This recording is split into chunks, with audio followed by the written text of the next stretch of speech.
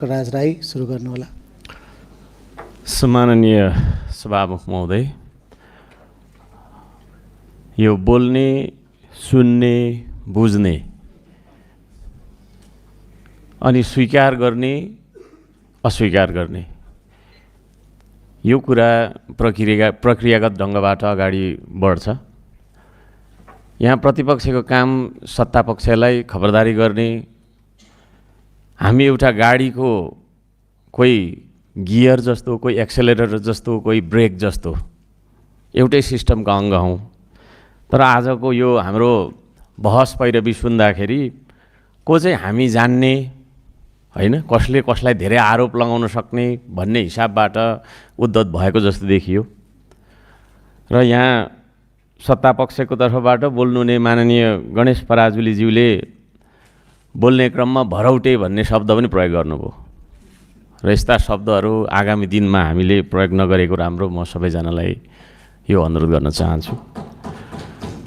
मैले हिजो बोल्दै गर्दा पनि केही प्रश्नहरू मैले उठाएका थिएँ। प्रतिपक्षको काम सत्तापक्षलाई प्रश्न गर्नु नै हो, त्यसलाई अन्यथा मान्नु हुँदैन। त्यो प्रश्न नै जनताको प्रश्न हो, जनताको एजेन्डा हो, जनताको सेवा सुविधासँग जोडिएका प्रश्नहरू हुन्। ती प्रश्नहरूलाई मैले अघि भने बोल्ने, सुन्ने, बुझ्ने, स्वीकार गर्ने अथवा अस्वीकार गर्ने यो प्रक्रियामा लानुपर्छ। हामीले कर्मकाण्डी आयो बोल्यो, ठिक छ उसले बोलोस् म सुन्छु, सुन्दिनँ पनि भन्ने हिसाबबाट होइन। आज पनि यहाँ आधी जति कुर्सीहरू खाली छन्। यो सदनमा आउनु मन लाग्दा आउने, आउनु मन नलाग्दा नआउने भन्ने खालको हो या के हो, यो विषयमा सभामुखज्यूले विचार गर्नुहोला भन्न चाहन्छु।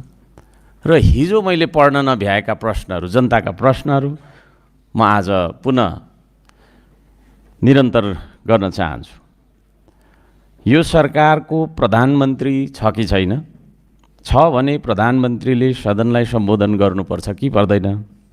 सांसदहरूले उठाएका प्रश्नहरूको सरकार प्रमुखको हैसियतले उत्तर दिनुपर्छ कि पर्दैन? संसदमा उभिएर सांसदहरूको उत्तर नदिनु भनेको जनताका प्रश्नहरूको उत्तर नदिनु भन्ने बुझिन्छ।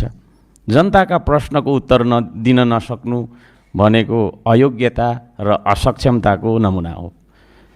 के हाम्रो प्रधानमन्त्री अयोग्य र असक्षम बन्नुभएको हो त?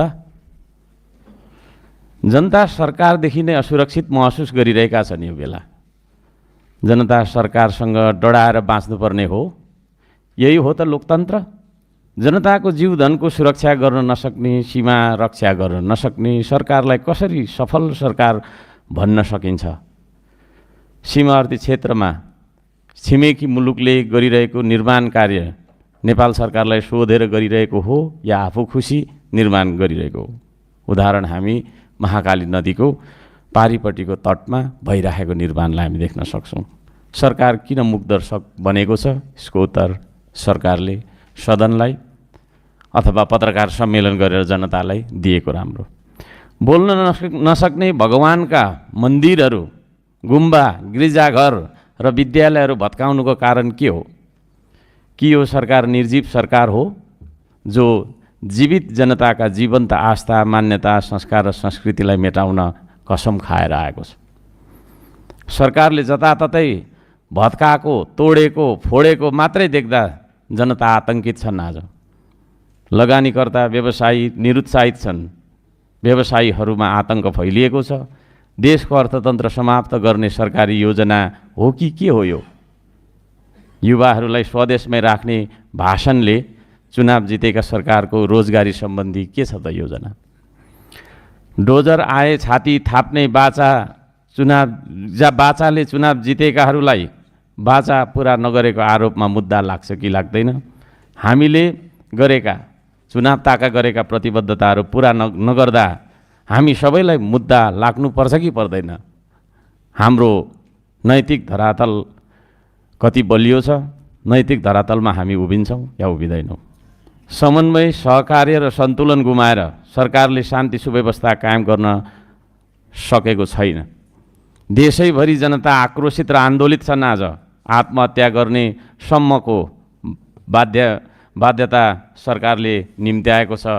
अब कसरी शान्ति सुरक्षा कायम गर्छ यो सरकारले? विदेशी ऋण, डोजर, आतङ्क, प्रहरीको लर्को, बुट, लट्ठी र बन्दुक मात्रै देखाएर सरकारले कस्तो खालको सुशासन र विकासको नमुना देखाउन खोजेको?